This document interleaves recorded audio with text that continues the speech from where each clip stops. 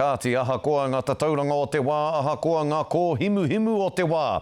E ki ana koe tino mimiti te tautoko, kia Christopher Luxon, hei Premier o te motu, hei kaiarahi hoki i a nā hinara i putatana ihu i tetahi pōtitanga, i wainganui ngā kaitōranga pū o nā hinara i te atanei. E hoama, a nei rā te tua wahine o te karare i ngā wā o mua. Te wahine i rongonui ai tēnei hōtaka, Tini Molyneux e rīpoata mai ana, mā Te Ao Māori News. Mo Christopher Luxon he ekenga ate te hei kaiarahi mo te motu. I'm going to read a short prepared statement and then I won't be taking any further questions beyond that. Kiwis elected me to deal with the cost of living, to get our economy back, creating jobs and lifting incomes, and improving the education of our kids. That is what I came to Parliament to do, and that is what I will keep doing. Koene ana kōrero whai muri ake I te hui ātete.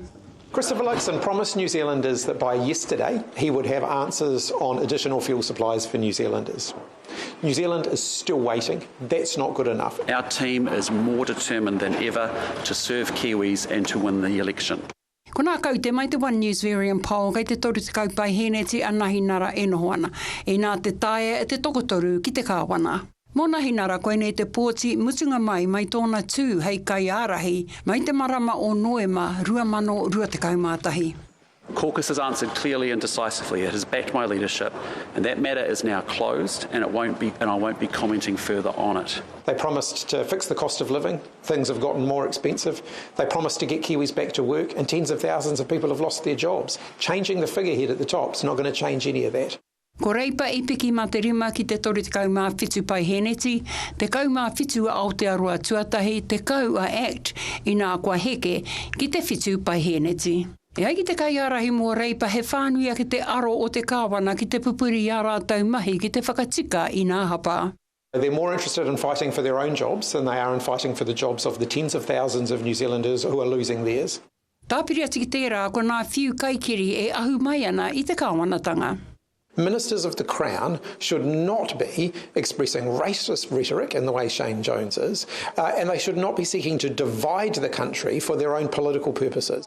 Hei tā Luxon anō ko te hia a te marea mai te ao pāpā ho ko te uiwi te kāwana mua rātau kaupapa mea rātau rautaki me nā take e ngā kai nui hiana e rātau. Kaua ko nā kaupapa ko himuhimu. A free press is important in a democracy.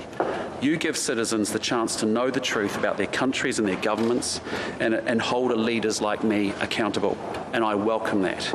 But if the media want to keep focusing on speculation and rumour, I am not going to engage.